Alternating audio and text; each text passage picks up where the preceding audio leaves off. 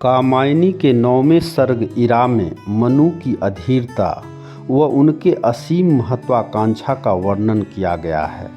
इरा का शाब्दिक अर्थ धराशय है, जहाँ मनु को एक बार फिर से नवजीवन को आरंभ करने का सौभाग्य प्राप्त हुआ था। 8वें सर्ग ईर्ष्या में अपने होने वाले संतान की प्रत्याशा से ईर्ष्यालु होकर मनु श्रद्धा से दूर रहने का मन बना लेते हैं। पुरुष चेतना में इस तरह की भावना कमोबेश आज भी मौजूद है। सो मनु श्रद्धा के प्रेम बट जाने की चिंता में उससे दूर हो गए। इस विजन प्रांत में बिलख रही मेरी पुकार उत्तर न मिला, संघर्ष कर रहा सा सबसे विराग सब पर ममता, अस्तित्व चिरंतन धनुषे कब यह छूट पड़ा है विषम तीर, किस लक्ष्य भेद को शून्य चीर।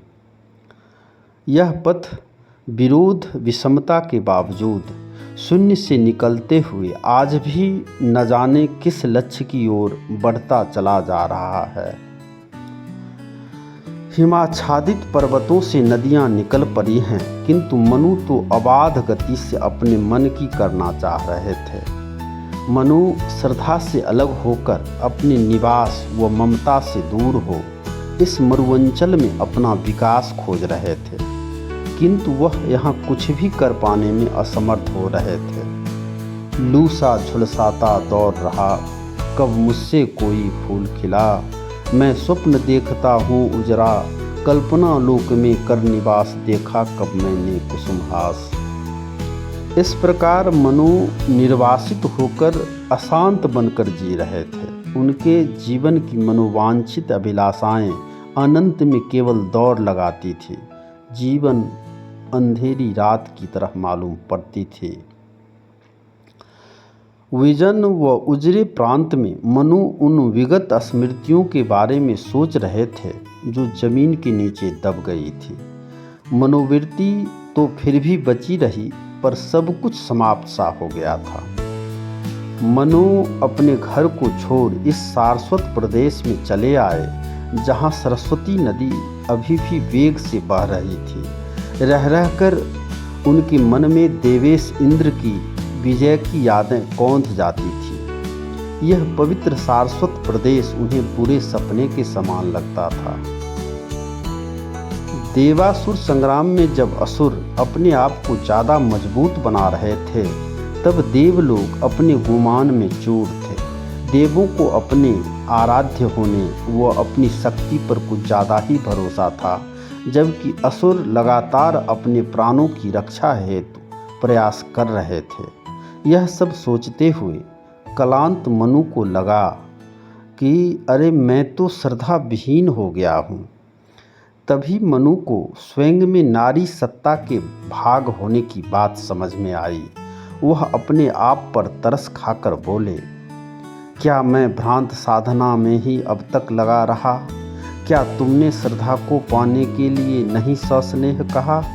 पाया तो उसने भी मुझको दे दिया हृदय निज अमृत धाम, फिर क्यों न हुआ मैं पूर्ण काम।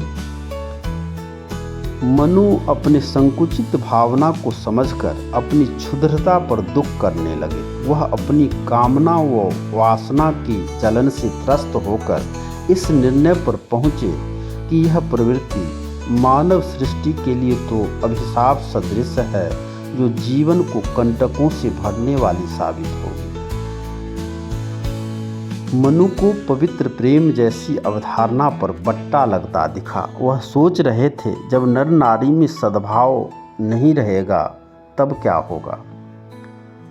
पुरुष सत्ता जब राग विराग में अपने जीवन को बांट लेगा, तो यह सृष्टि क्रम कैसे चल पाएगी? वह अतीत की यादों में खोया रहेगा, वह वर्तमान को कोसता रहेगा, तब तो यह जीवन ही नरक लगने लगेगा। सो मनु शुभ इच्छा की शक्ति को पहचानने लगे व कुतर्क भरी युक्ति से दूर होने लगे। उन्हें यह एहसास हो गया था कि श्रद्धा से दूर हटकर उन्होंने गलती की है। मनु को श्रद्धा के साथ विश्वासघात होने की बात समझ में आई।